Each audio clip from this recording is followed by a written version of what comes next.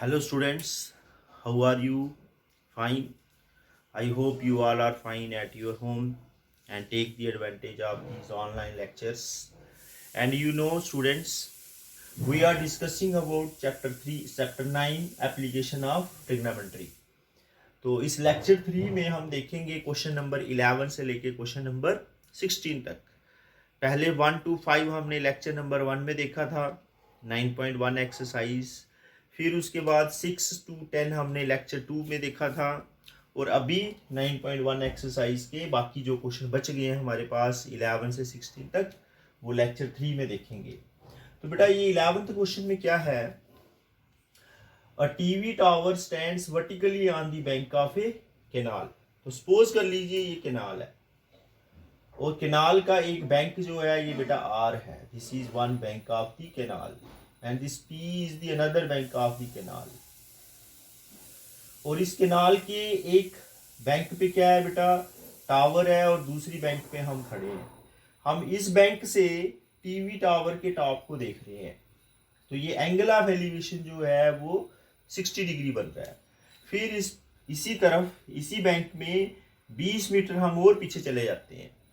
तो जब 20 मीटर और पीछे चले जाएंगे स्ट्रेट लाइन में, तो यहाँ पे क्यू पॉइंट के ऊपर पहुंचेंगे। यहाँ से हम फिर टीवी टावर के टॉप के ऊपर देख रहे हैं, तो एंगल ऑफ एलिवेशन डिक्रीज हो जाएगा, क्योंकि मैंने आपको बहुत बार बताया कि जैसे जैसे हम दूर जाएंगे तो एंगल जो है वो डिक्रीज होगा। अब देखो पहले यहाँ पे थे, पास थे, थोड़ा आप दूर चले गए हैं, तो एंगल कितना बन जाएगा, एंगल 60 से 30 हो जाएगा। फिर क्वेश्चन में कह रहा है what is the height of the tower and what is the width of the canal. तो ये देखिए, from a point on the other bank directly opposite the tower, tower के अपोजिट में कैनाल के दूसरे बैंक से हम देख रहे हैं, the angle of elevation to the top of the tower is 60 degree. From another point 20 metre away from this point, 20 metre away from this point, the line joining this point to the foot of the tower, the angle of elevation, देखिए इस point से angle of elevation is 30 degree. Find the height of the tower and the width of the canal. तो height भी find करनी है और width भी find करनी है। तो इस तरह से हमारे पास देखिए बेटा दो ट्राइंगल बन जा रहे हैं। एक ट्राइंगल तो ये हो गया, ये देखिए आप यहाँ से ये देखो, ये हाइट है और ये विड्थ है, और ये बेटा 60 डिग्री एंगल है, ठीक है, राइट ट्राइंगल। तो इस राइट ट्राइंगल में देखिए ये परपेंडिकुलर हो गया, ये बेस हो गया। परपेंडिकुलर और बेस के लिए हम कौन सी रेशियो यूज करते हैं, हम यूज करते हैं 10। तो ये देखिए let x is the width of the canal and h is the height of the tower and in triangle p, कौन सा ट्राइंगल है देखिए आप, PRS। तो PRS tan 60 degree, tan 60 degree is h upon x। देखिए ये height है और ये क्या है बच्चे, बेस। तो हाइट अपान बेस, ये h अपान x, x को ट्रांसफर कर लीजिए, और tan 60 की वैल्यू हमें मालूम है √3 होती है, तो √3 इंटू x आ जाएगा। इस तरह से अब यहाँ से 60 डिग्री के एंगल के बाद यहाँ से ये देखिए 60 वाला हो गया, अब 30 वाले पे चलते हैं। तो इन अनदर ट्राइंगल, ये देखिए दूसरा ट्राइंगल यहाँ से ऐसे करके बन रहा है, ये देखिए। तो ये जो वैल्यू थी यहाँ तक क्या थी बेटा, x थी, ये कितना था 20 था, और टोटल वैल्यू कितनी होगी, टोटल होगी 20 प्लस x, ठीक है। तो 20 प्लस x को यूज कर लेंगे। ये बच्चे क्या है, हाइट है, और ये हमारे पास एंगल है 30 डिग्री।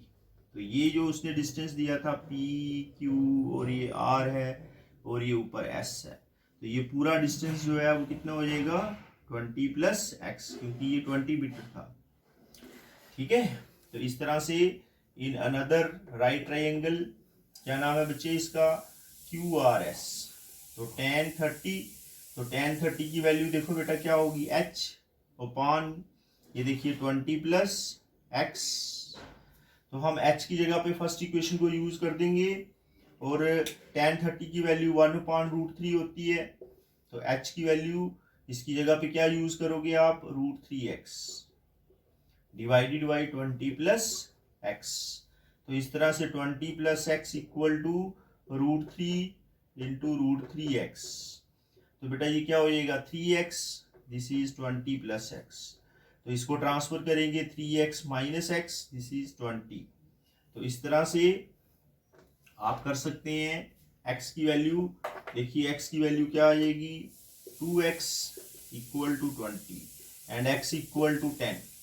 ठीक है, तो this is width of the river, therefore width of not river, sorry, width of canal, width of canal is 10 metre. अभी देखिए हाइट, तो बेटा height of tower, height of TV tower, तो भाई इक्वेशन नंबर 1 में यूज कर दीजिए आप, √3 इंटू एक्स, एक्स की वैल्यू 10 मीटर है, तो वैल्यू क्या आ जाएगी 10√3 मीटर। तो इस तरह से जो स्टेटमेंट प्रॉब्लम्स हैं उसको ध्यान से पढ़िए। मैं बार बार यही कह रहा हूँ, पिछले लेक्चर में भी कह रहा था आपको, उसको कन्वर्ट करिए, थोड़ा विजुअलाइज करिए और डायग्राम में कन्वर्ट करिए, फिर देखिए सोल्यूशन जो है वो आसानी से हो जाएगा। अभी चलते हैं हम क्वेश्चन नंबर 12 में, देखते हैं बेटा क्वेश्चन नंबर 12 में क्या है। From the top of a 7 metre high building, मतलब 7 मीटर हाई बिल्डिंग से हम टॉप ऑफ द टावर को देख रहे हैं, इसका मतलब टावर की हाइट बहुत ज्यादा है, 60 डिग्री एंगल ऑफ एलिवेशन बन रहा है, and the angle of depression of its foot. Building के टॉप से हम टावर को देख रहे हैं, जब बिल्डिंग के टॉप से टावर को देख रहे हैं, टॉप ऑफ द टावर को, तो बेटा एंगल ऑफ एलिवेशन जो है वो कितना बन रहा है 60, और जब उसके फुट को देख रहे हैं तो एंगल ऑफ डिप्रेशन बनेगा, वो एंगल ऑफ डिप्रेशन क्या बनेगा 45 डिग्री। तो बेटा ये दो चीजें बहुत इंपॉर्टेंट हैं, एक तो हो गया एंगल ऑफ एलिवेशन 60 डिग्री, दूसरा है डिप्रेशन, ये देखिए एंगल ऑफ डिप्रेशन, तो angle of depression is 45 degree. अभी तक हमने एंगल ऑफ डिप्रेशन का कोई क्वेश्चन किया नहीं है, सारे हम एंगल ऑफ एलिवेशन के कर रहे थे, ये फर्स्ट क्वेश्चन आया है जिसमें एंगल ऑफ एलिवेशन और डिप्रेशन दोनों इकट्ठे आ रहे हैं। तो बेटा ये मान लीजिए ये क्या है, बिल्डिंग है, और इस बिल्डिंग की हाइट जो है वो क्वेश्चन में गिवन है, according to question building height is 7 metre, this is 7 metre high, और यहाँ पे एक टावर है। ठीक है, तो इस टावर को देख रहे हैं हम, ये देखिए टावर आ गया, ये देखिए टीवी टावर हो गया या टावर कोई भी टावर है। तो यहाँ से जब हम यहाँ से देख रहे हैं, this is the top of the building, this is the top of the tower. तो यहाँ से जब इसको टॉप को देखते हैं तो बेटा देखिए एंगल ऑफ एलिवेशन, ये देखिए, ये मैंने आपको बड़ी बार बताया, ये हमारी नॉर्मल साइड है। ठीक है, ये हमारी नॉर्मल साइड है, हम छत पे खड़े हैं, ग्राउंड पे खड़े हैं, तो ये नॉर्मल साइड होती है, हम जो सीधा देखते हैं। ठीक है, और यहाँ से अब हम ऊपर देख रहे हैं, तो ये देखिए यहाँ पे एंगल बनेगा, ये this angle is angle of elevation and this angle is 60 degree. फिर यहाँ से इसी पॉइंट से देखिए, यहाँ से हम कहाँ देख रहे हैं, नीचे देख रहे हैं, फुट ऑफ द टावर को देख रहे हैं, ये देखिए फुट ऑफ द टावर।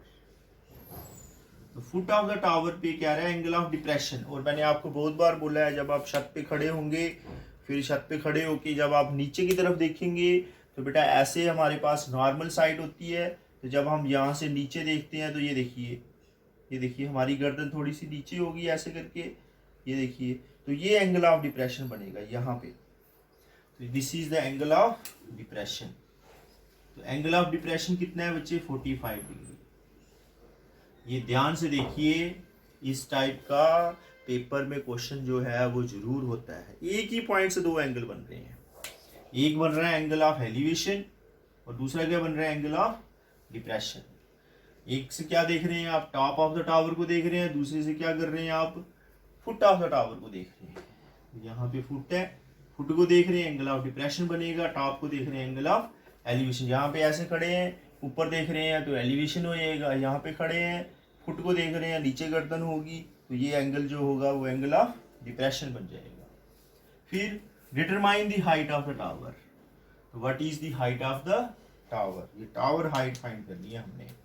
तो बेटा ये ग्राउंड है, ये देखिए, और ये 7 मीटर है पहले बताया आपको, और ये हाइट ऑफ द टावर है, ये देखिए this is the height of the tower.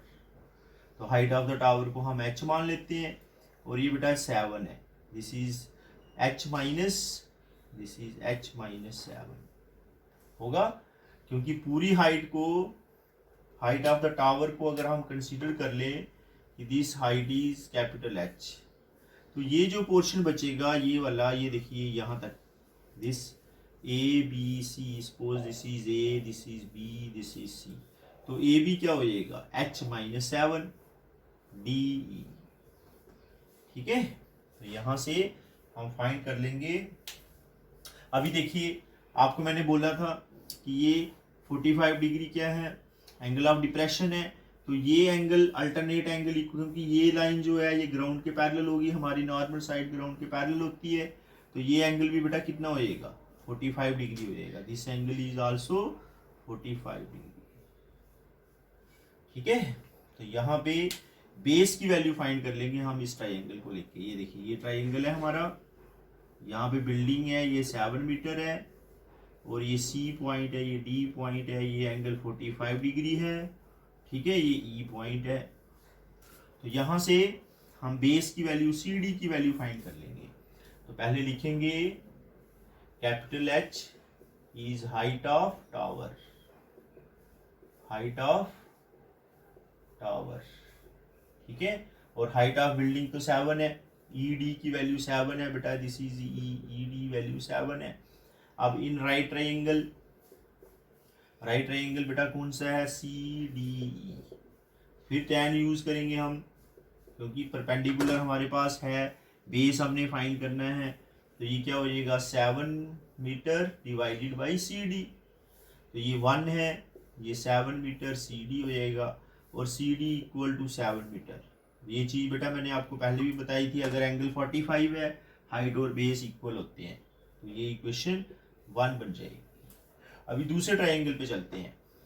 ठीक है, दूसरा ट्राइंगल ये आ जाएगा हमारे पास ए बी ई। ठीक है, ये देखिए यहाँ पे ए बी ई, यहाँ से ऐसे करके ए बी ई इस ट्राइंगल पे आएंगे, इसको मैं नीचे बना देता हूँ यहाँ पे। ठीक है, ये दूसरी तरह बनेगा बच्चे, this is the A B E. ठीक है, this angle is 60 degree, this is A B E, और ये हाइट क्या है h माइनस 7। ठीक है, अब ये बी ई जो है वो सी डी के इक्वल है ना। अब देखेंगे, आप ध्यान से देखो जरा, ये क्या बन रहा है, रेक्टेंगल बन रहा है, तो दिस इंप्लाइज ए बी या बी ई इक्वल टू, ये देखिए B E equal to C D equal to 7 metre. तो हम इसकी बजाय इसको इक्वेशन 1 बोल देते हैं, क्योंकि ये यूज होगा हमारा। अब इस ट्राइंगल में ये यूज होना है, ये बेटा क्या है 7 मीटर। ठीक है, तो इन राइट ट्राइंगल, क्या नाम है इस ट्राइंगल का, ए बी ई। फिर tan यूज करेंगे, क्योंकि परपेंडिकुलर अपॉन बेस है, तो tan 60 h माइनस 7 अपॉन 7। तो इस तरह से tan 60 की वैल्यू हमें मालूम है, तो h माइनस 7 अपॉन 7, तो 7 को ट्रांसफर कर लीजिए, 7√3 इक्वल टू h माइनस 7। इस 7 को भी ट्रांसफर कर लीजिए, तो h इक्वल टू 7 प्लस 7√3, तो h इक्वल टू 7 को कॉमन ले लीजिए, 1 प्लस √3 मीटर। तो इस तरह से हमें हाइट ऑफ टावर मिल जाएगी। तो इस क्वेश्चन में आप देखोगे यहाँ पे एक ही पॉइंट पे आपको 2 एंगल दिए हैं। एक क्या दे दिया, angle of elevation to the top of the tower, और दूसरा angle of depression to the foot of the tower, और सेम पॉइंट से देख रहे हैं आप। और इस तरह से ये 45 अल्टरनेट एंगल से ये 45 बन जाएगा। एक ट्राइंगल ये ले लेंगे, देखिए आप C D E, tan 45 use करेंगे तो हमें क्या मिल जाएगा, सी डी की वैल्यू सेम आ जाएगी 7, तो सी डी 7 है तो बी ई भी 7 हो जाएगा बेटे। उसके बाद दूसरा triangle A B E use कर रहे हैं हम, तो ए बी ई, तो ये बताया मैंने अभी आपको h माइनस 7 होगा, और ये बेस की वैल्यू 7 होगी। tan यूज करेंगे, फिर tan 60 degree h minus 7 upon 7, तो ट्रांसफर करेंगे तो हाइट आ जाएगी। तो देयरफॉर हाइट ऑफ टावर, ठीक है, height of tower is 7 1 plus √3 metre. तो इस तरह से visualisation is very important. Question को पढ़ो, उसको समझो और डायग्राम में चेंज करो, ट्रिग्नोमेट्रिक रेशियोज लगाओ। वेरी क्वेश्चन बहुत आसान है बेटा। अभी चलते हैं हम क्वेश्चन नंबर 13 पे।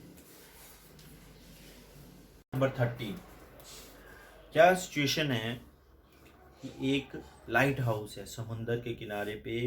सी शोर्स जो होते हैं वहाँ पे बड़े बड़े लाइट हाउस बने होते हैं और उस लाइट हाउस से सिग्नल्स देते हैं जो रात को सी में बोट्स चलती हैं या हमारे शिप चलते हैं, वो उनसे पता चल जाता है कि शोर जो है वो कितनी दूर है, किनारा जो है समंदर का वो कितनी दूर है। इस तरह से ये हमारे पास क्या है, लाइट हाउस।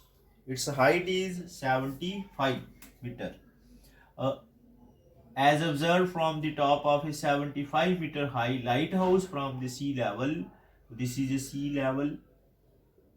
ठीक है बच्चे, तो सी लेवल ये है और सी लेवल से ये बेटा ये सी लेवल है, सी लेवल से जो हाइट है वो कितनी है बेटा इसकी 75 metres. This is 75 metres. The angle of depression, angle of depression, फिर डिप्रेशन आ गया। तो एंगल ऑफ डिप्रेशन है, इसका मतलब कहाँ से कहाँ देख रहे हैं आप, देखिए angle of depression of two ships are 30 degree and 45 degree. तो यहाँ से देख रहे हैं as observe from the top of a lighthouse. यहाँ से ये दो शिप्स हैं हमारे पास, ये देखिए शिप नंबर 1 है और ये शिप नंबर 2 है। दो शिप्स हैं, S1 मान लीजिए और दूसरा क्या है S2 है, ये सेकंड शिप है। तो यहां से इसको क्या कर रहे हैं, ये देखो मैंने आपको बोला था ये हमारी नॉर्मल साइड है, डायरेक्ट सीधा देख रहे हैं हम। तो हॉरिजॉन्टल साइड है, यहां से एंगल ऑफ डिप्रेशन बन रहा है, ये देखिए पहले शिप के ऊपर, फर्स्ट शिप है। तो एंगल ऑफ डिप्रेशन बेटा देखिए कितना है, एक तो हो गया 45, एक हो गया 30 और दूसरा शिप यहाँ पे है, ये देखिए यहां से, ये देखिए इधर देखिए, ये देखिए ठीक है। अब आप देखो यहाँ पे एंगल ऑफ डिप्रेशन बन रहा है, ये देखिए एंगल ऑफ डिप्रेशन। तो इस शिप को जब हम देखेंगे तो ये छोटा वाला है, ये देखिए दिस इज 30 डिग्री। और जब हम दूसरे को देखेंगे, ये देखिए सेकंड वाला ये एंगल बन रहा है, this angle is second angle, this angle is 45 degree. तो अब अल्टरनेट एंगल से मैंने आपको बोला था ये side normal side horizontal side इसकी क्या होगी, पैरेलल होगी। तो ये अगर 30 डिग्री है तो यहां से ये देखो अल्टरनेट एंगल से ये भी 30 डिग्री बन जाएगा, ठीक है। और ये 45 है, तो यहां से देखो ये 45 एंगल ऑफ डिप्रेशन था, तो यहाँ पे ये भी बेटा क्या हो जाएगा 45 डिग्री हो जाएगा। तो ये सिचुएशन बनेगी, ऐसी डायग्राम बनेगी हमारे पास। तो ये देखिए ये हमारे पास क्या हो गया, यहाँ से ऐसे ये इसकी हाइट है, ये ट्राइंगल बन रहा है। S2 S1 इसका कुछ नाम दे दीजिए, इसको दे दीजिए AB, ये देखिए इसका A नाम दे दीजिए, इसका B नाम दे दीजिए, ठीक है। तो हमारे पास दो ट्राइंगल बन रहे हैं, एक ट्राइंगल हो गया ABS1 ABS2। तो आप मेन इंपॉर्टेंट चीज है ये, यहाँ पे बच्चे जो हैं वो गलतियां करते हैं, हमने अक्सर देखा है जब हम पेपर चेक करते हैं या कॉपीज नोटबुक कॉपी चेक करते हैं तो उसमें क्या होता है, बच्चे ऐसे करते हैं कि एंगल जो बनाने में दिक्कत होती है इनको, एंगल ऑफ एलिवेशन तो बना लेते हैं लेकिन डिप्रेशन में दिक्कत करते हैं। तो डिप्रेशन में बेटा आप खुद देखिए, ध्यान से सोचिए समझिए इसको, फिर देखिए हमने कैसे बनाना है। तो ये 30 डिग्री यहाँ से नॉर्मल साइड से नीचे की तरफ, फिर ज़्यादा बन रहा है तो 45, फिर अल्टरनेट एंगल इक्वल हो जाएंगे। तो ये एक तो ट्राइंगल हमारे पास हो गया ABS1, दूसरा राइट ट्राइंगल ABS2। तो इन राइट ट्राइंगल, ठीक है, ABS1। तो सॉल्यूशन नंबर 13। तो फाइंड क्या करना है, what is the distance between two ships, what is the distance between two ships. ये दो शिप्स के बीच में डिस्टेंस है, ये देखो ये डिस्टेंस फाइंड करना है S1 S2।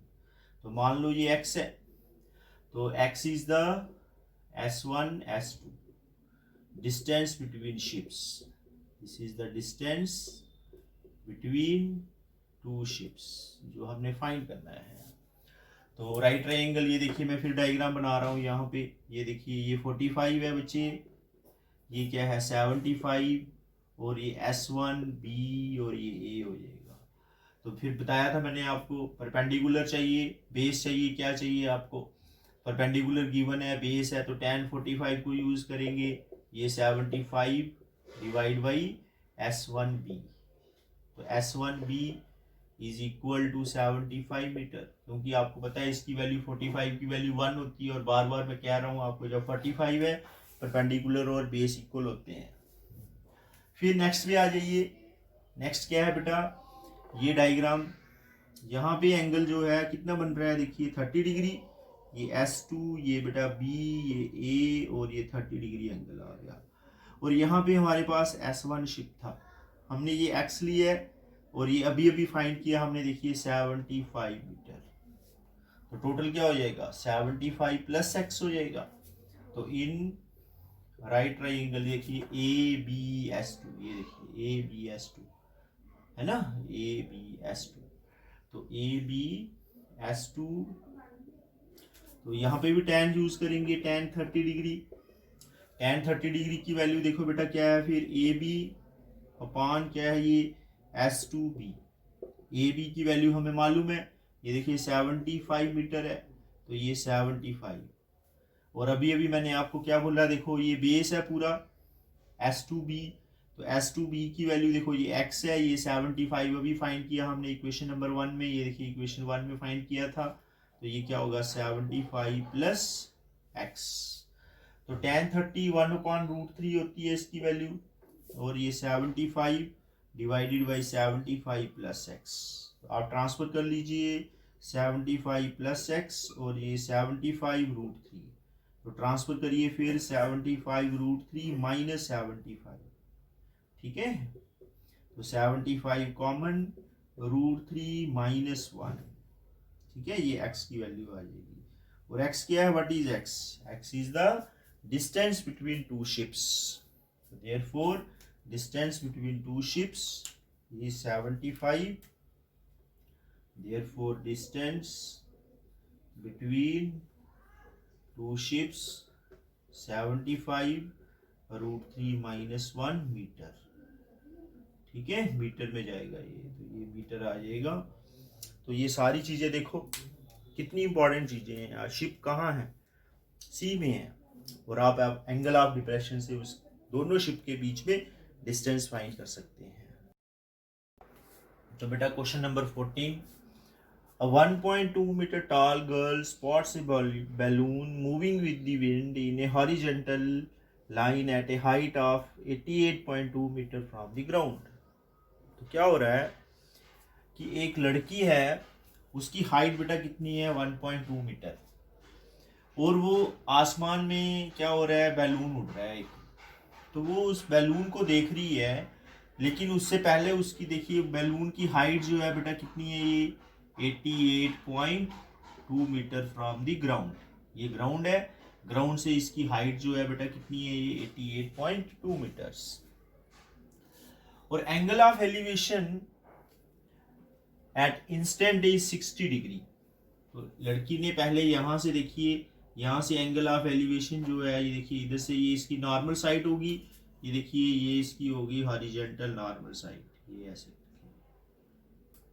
ठीक है, ये पूरी स्ट्रेट लाइन बनेगी, ये देखिए, और यहाँ से ये लड़की देख रही है, इसकी आईज यहाँ होंगी और इसने इधर देखा, ये देखिए, तो देखो एंगल कितना बोला हुआ है उसने, this angle is 60 degree, this angle of elevation is 60 degree.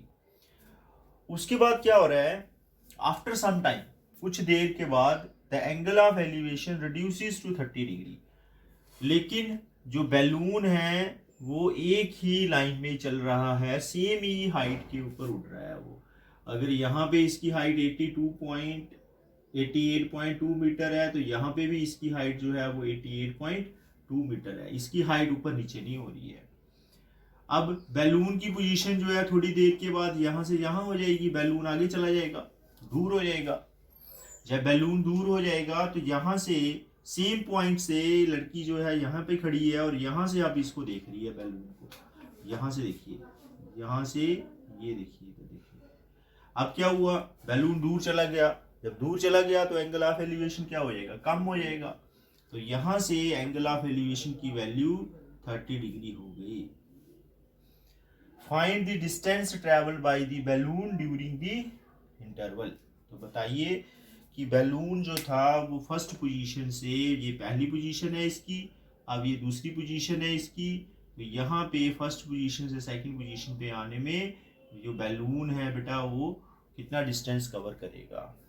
तो अभी देखते हैं, ये देखिए फिर हमारे पास दो ट्राइंगल बन रहे हैं। पहला ट्राइंगल ये देखिए P1, ये बेटा AB, फिर उसके बाद ये इसको C मान लेते हैं, तो P1BA, P2CA, क्योंकि A पॉइंट के ऊपर ही दोनों एंगल बन रहे हैं, एंगल ऑफ एलिवेशन जो है। तो इस तरह से P1BA ट्राइंगल से सॉल्व करेंगे, फिर इसको दूसरे ट्राइंगल ले लेंगे P2CA और इसको सॉल्व करेंगे, फिर देखते हैं क्या होगा। लेकिन उससे पहले बेटा ये लड़की जो है, गर्ल जो है, इसकी हाइट कितनी है, इसकी हाइट है 1.2 मीटर। तो टोटल जो हाइट है वो है 88.2। अब 88.2 से 1.2 मीटर कम करना पड़ेगा, क्योंकि एंगल ऑफ एलिवेशन तो यहाँ पे बन रहा है, पाँव में थोड़ी बन रहा है, एंगल ऑफ एलिवेशन तो आईज पे बनता है। तो हम क्या करेंगे, पहले ए बी को या P1B P2C को फाइंड कर लेंगे। तो P1B इक्वल टू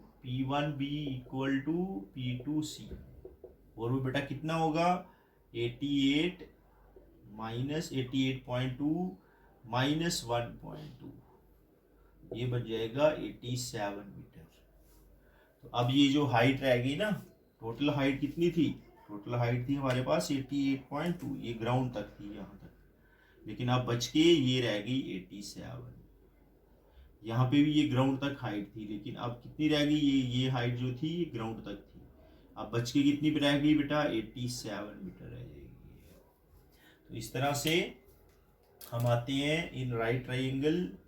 देखिए P1BA, ठीक है, P1 राइट ट्राइंगल P1BA, फिर tan को यूज करेंगे, tan 60, ये देखिए ये P1BA, ये देखिए यहाँ बना रहे हैं, तो P1BA, ये P1, ये B, ये A, ये 90 है, ये 60 है, और ये बेटा कितना है 87 है, और ये AB की वैल्यू मिल जाएगी। tan 60 equal to 87 metre divided by ये AB। तो बेटा tan 60 की वैल्यू हमें मालूम है √3, ये 87/AB। तो इस तरह से हमें AB की वैल्यू मिल जाएगी 87/√3। तो इसको बच्चे रैशनलाइज कर देंगे √3/√3, ठीक है। तो यहाँ से AB, तो ये आएगा 87/3√3। इस तरह से आप इसको डिवाइड करोगे तो 29, ठीक है, 87/3 29 हो जाएगा। अभी चलते हैं दूसरे ट्राइंगल पे P2CA पे, तो इसकी भी ये हाइट जो है ये 87 है। तो P2CA इन राइट ट्राइंगल, ठीक है, P2CA, यहाँ पे बेटा फिर क्या यूज करेंगे tan 30, और tan 30 की वैल्यू क्या हो जाएगी 87/AC, ठीक है।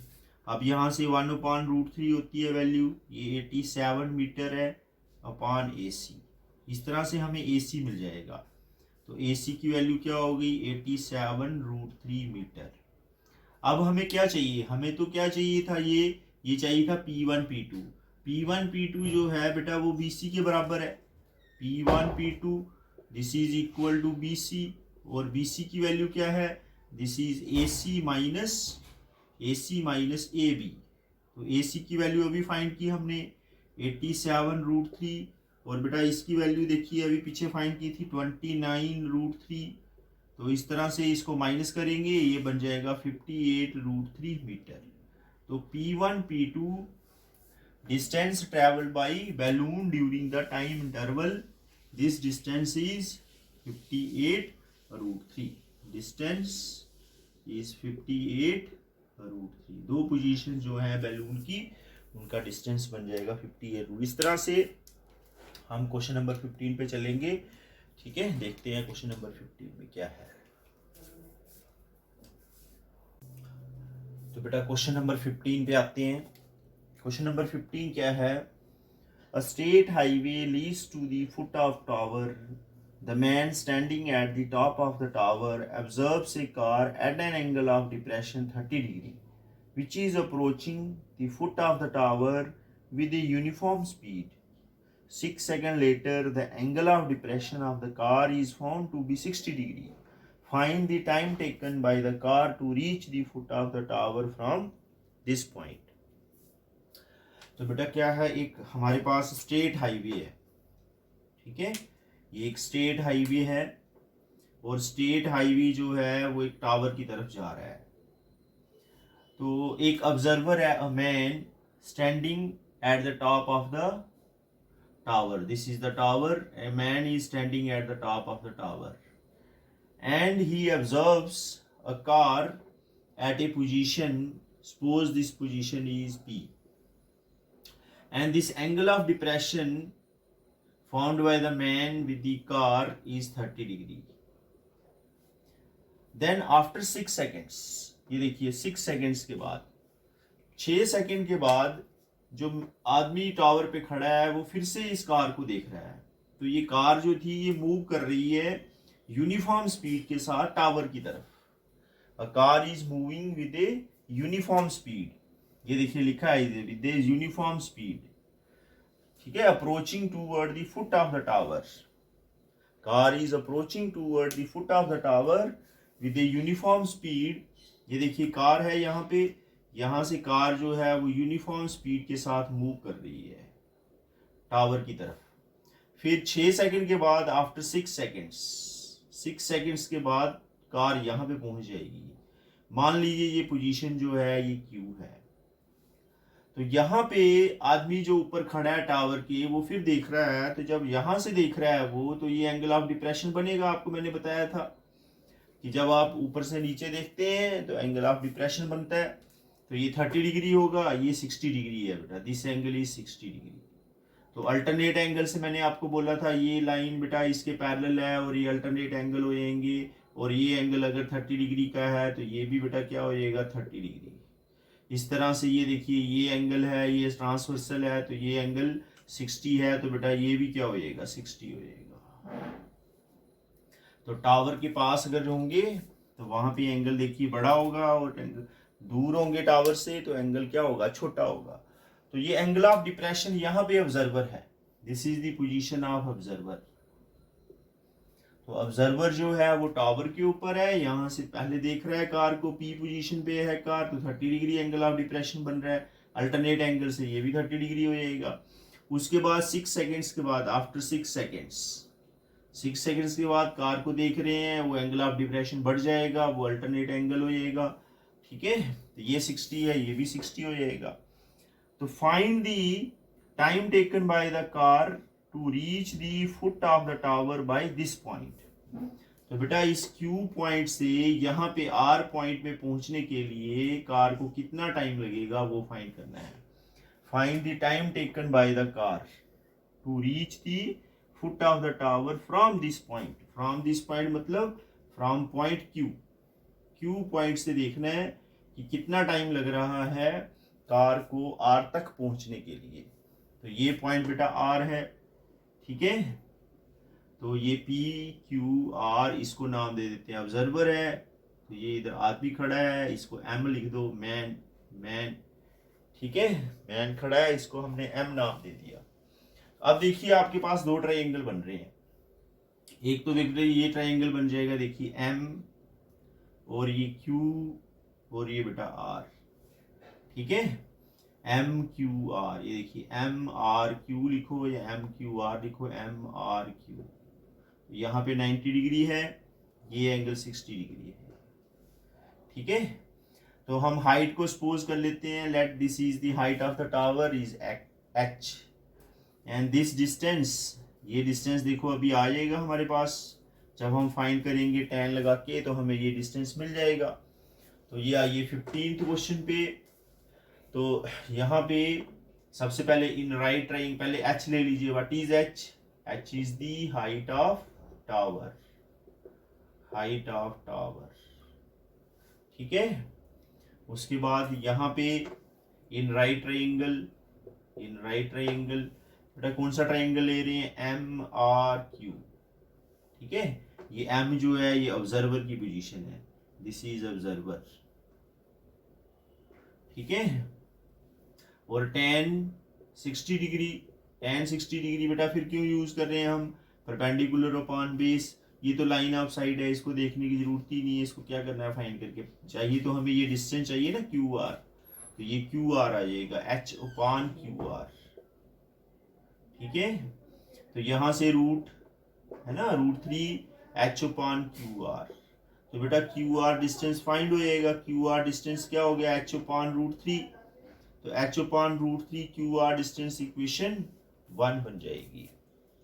अभी यहां पे दूसरे ट्राइंगल पे चलते हैं, तो बेटा दूसरा ट्राइंगल क्या है, ये देखिए दूसरा ट्राइंगल यहाँ पे हमारे पास ये आ जाएगा, this is the second triangle, और ये एंगल जो है वो 30 डिग्री है, और इसका नाम क्या है, MRP, ठीक है, MRP है।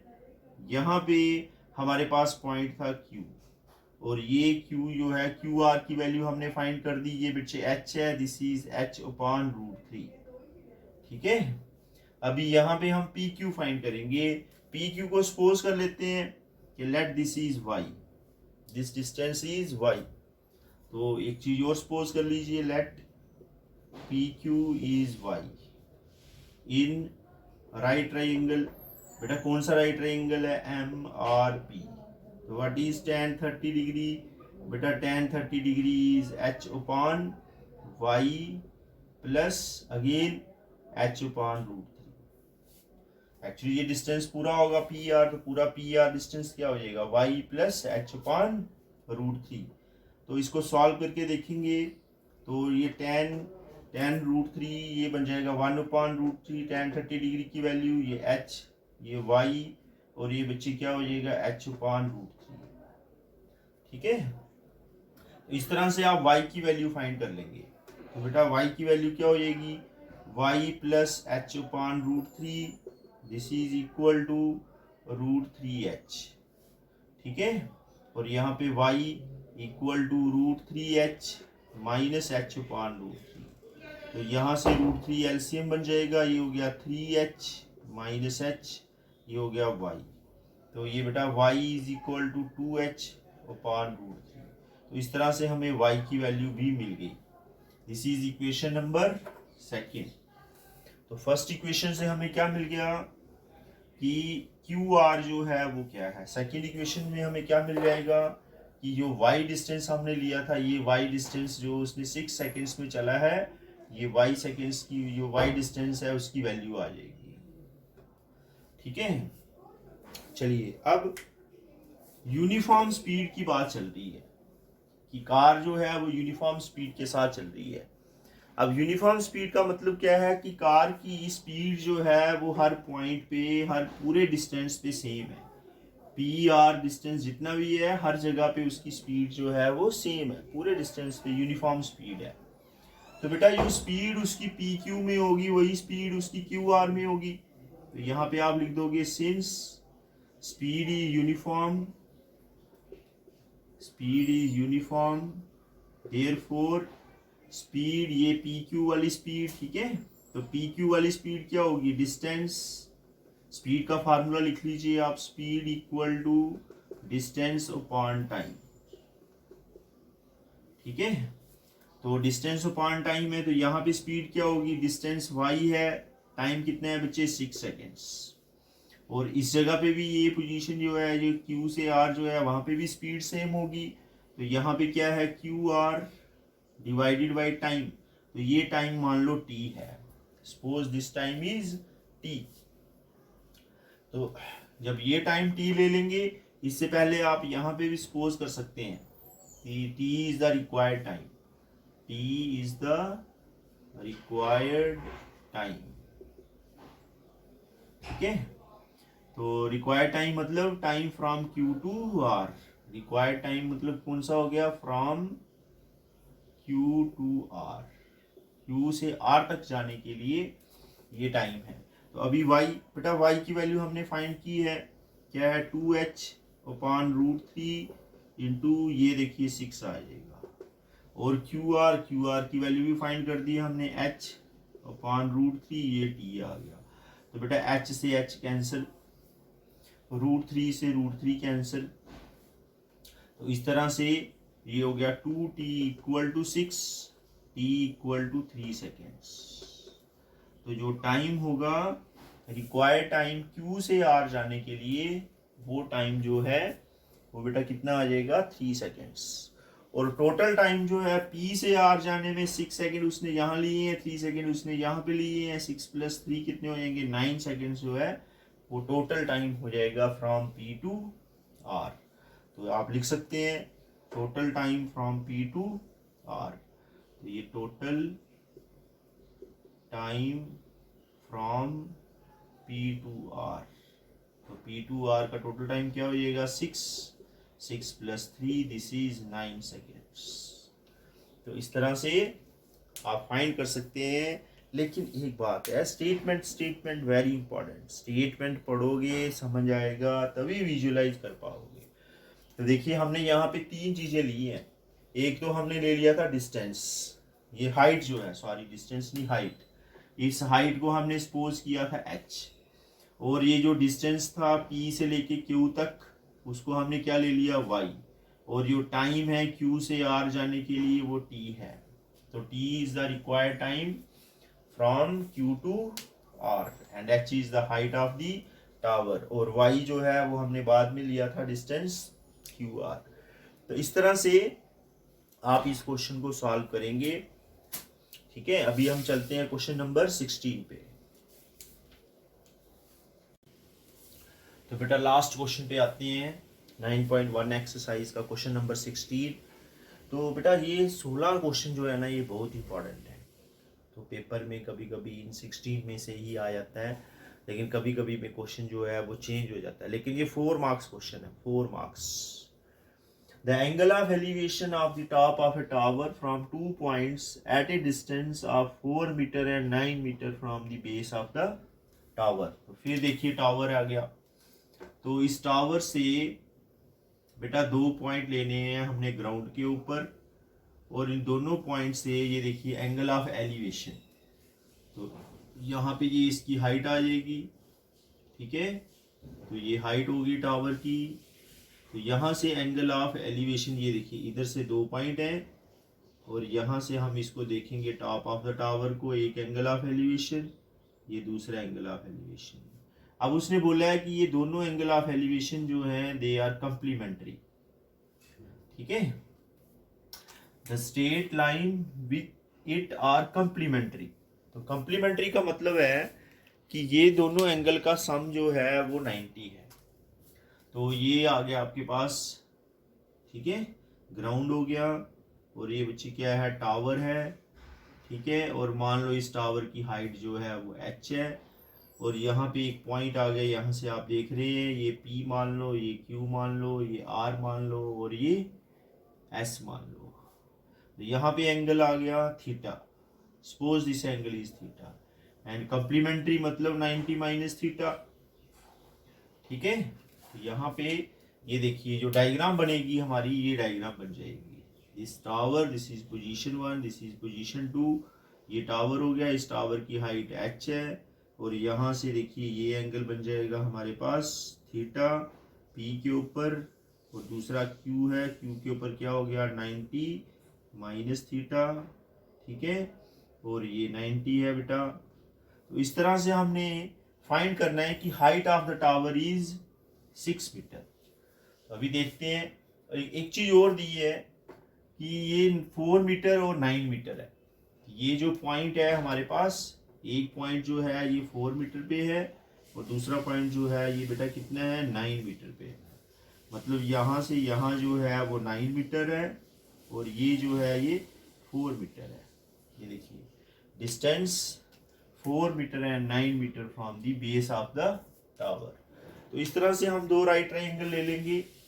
ठीक है, एक राइट ट्रायंगल क्या हो जाएगा SRQ। तो इन राइट ट्रायंगल ठीक है, एस आर क्यू। तो एस आर क्यू में बेटा फिर tan पे आ जाओ, tan 90 माइनस थीटा, तो क्या हो जाएगा h/4। इस तरह से इन राइट ट्रायंगल नेक्स्ट कौन सा है, देखिए S R P, S R P. तो एस आर पी पे देखो क्या होगा, एस आर पी पे आएगा tan थीटा। बेटा tan थीटा की वैल्यू क्या होगी, h/9। ठीक है, तो आपको पता है कि यहाँ पे tan 90 minus theta, tan 90 minus theta की वैल्यू क्या होती है, cot थीटा। तो बेटा cot theta equal to h/4 और ये tan theta equal to h/9। अब tan और cot जो है देखिए रेसिप्रोकल होते हैं, cot जो है वो tan को रेसिप्रोकल करेंगे तो cot बनता है, या cot को रेसिप्रोकल करेंगे तो tan बन जाता है। तो इन दोनों को क्यों ना हम मल्टीप्लाई कर दे, this is equation 1, this is equation 2। अगर आप मल्टीप्लाई करोगे तो tan और cot जो है मल्टीप्लाई फर्स्ट एंड सेकेंड, तो tan और cot जो है बेटा ये तो आपस में रेसिप्रोकल होते हैं, इनका आंसर 1 बन जाएगा। और h/4 h/9, तो ये 1 बन जाएगा क्योंकि ये रेसिप्रोकल है, और ये h²/36। इस तरह से h² की वैल्यू 36 हो जाएगी और h की वैल्यू 6 आ जाएगी। तो बेटा अभी जो हमने क्वेश्चन किया ना, जिसका आंसर आपका 6 आया, क्वेश्चन नंबर 15, तो अभी ये इसी तरह का क्वेश्चन जो था वो CBSE 2018 में आया था, लेकिन थोड़ी चेंज थी उसमें। यहाँ 4 और 9 था, वहाँ उसने क्या लिख दिया, A और B। तो एंगल ऑफ एलिवेशन, ठीक है, दे आर कम्प्लीमेंट्री। देखो दोनों एंगल जो हैं वो सेम है, कम्प्लीमेंट्री है। ये देखिए आप, एंगल ऑफ एलिवेशन देखो, base of the tower, they are complementary. तो find the height of the tower, find height of the tower. तो ऐसे हाइट ऑफ टावर फाइंड करनी है, लेकिन अब नंबर्स नहीं दिए हैं उसने, ए और बी जो है वो वैल्यू दे दी है। तो ये कम्प्लीमेंट्री है, तो बेटा ये क्या होगा, 90 माइनस थीटा अभी किया हमने। तो यहाँ से फिर देखिए ये ट्राइंगल ले लेंगे, ये टावर है और ये ट्राइंगल राइट ट्राइंगल। तो बेटा राइट ट्राइंगल देखिए क्या आ रहा है, एस आर क्यू। तो ये क्या हो जाएगा, tan 90 माइनस थीटा, ये देखिए h/, ये वैल्यू क्या थी, अभी देखो ये वैल्यू क्या है बच्चे, a है, और ये वैल्यू बेटा क्या है, b है। तो दिस इज h/a गिवन है क्वेश्चन में। तो इस तरह से यहाँ पे ये क्या हो जाएगा, cot theta equal to h/a, equation number 1 बन जाएगी। फिर दूसरे ट्राइंगल पे आ जाएंगे बेटा, दूसरा ट्राइंगल क्या है, इन राइट ट्राइंगल, ये देखिए एस आर पी, सेम उसी तरह से क्वेश्चन है, एस आर पी। ठीक है, तो क्या लिखेंगे, tan थीटा बेटा h/b हो जाएगा। तो ये इक्वेशन नंबर 2। ठीक है, तो इक्वेशन नंबर 2 है, आप दोनों को मैंने जैसे पहले बताया आपको मल्टीप्लाई कर दीजिए, multiply first and second correspondingly. तो ये tan theta into cot theta, तो this is h/a into h/b, ये 1 हो जाएगा, ये h²/ab। इस तरह से h² की वैल्यू क्या हो जाएगी, ab हो जाएगी। तो बेटा h क्या होगा, h इक्वल टू √ab। ठीक है, h इज √ab। तो अभी आपने जो क्वेश्चन किया था, यहाँ पे हमें क्या दिया था, यहाँ पे हमें 4 दिया था, इधर क्या दिया था, 9 दिया था। तो अभी आप अगर h को फाइंड करते तो क्या होता, 9 इंटू 4 √36, √36 देखो 6 आ जाता। तो ये एक टाइप का हमारे पास फार्मूला बन जाता है। तो ये 2018 में क्वेश्चन आया हुआ है। इस तरह से CBSE में जरूरी नहीं है कि टेक्स्ट बुक प्रॉब्लम ही दे देंगे आपको, थोड़ा बहुत उसमें चेंज भी करेंगे। तो आपने इस चीज़ को ध्यान से देखना है। और लेक्चर नंबर 3 में हमने 11 क्वेश्चन से लेकर 16 क्वेश्चन किए, और एक ये क्वेश्चन जो था इसी की तरह 16 क्वेश्चन की तरह ही था, तो ये मैंने करवाया। और लेक्चर नंबर 4 में देखेंगे अब हम एक्स्ट्रा क्वेश्चंस जो CBSE में हमारे पास आए हुए थे, हाइट एंड डिस्टेंस के 2-3 साल के, और NDA वगैरह, NDA में देखेंगे, JEE मेंस में अगर कोई क्वेश्चन आया हुआ है तो वो भी देखेंगे लेक्चर नंबर 4 में। तो ये बेटा lecture chapter 9 application of trigonometry में आपके पास ये चैप्टर था। तो ध्यान से पढ़िए, मेहनत करिए। तो लॉकडाउन की जो भी नॉर्म्स हैं उनको फॉलो करिए, घर में रहिए, ऑनलाइन स्टडी करिए, और कोई भी प्रॉब्लम आती है आप स्कूल से, टीचर से डिस्कस कर सकते हैं। थैंक यू बेटा, God bless you, have a nice day.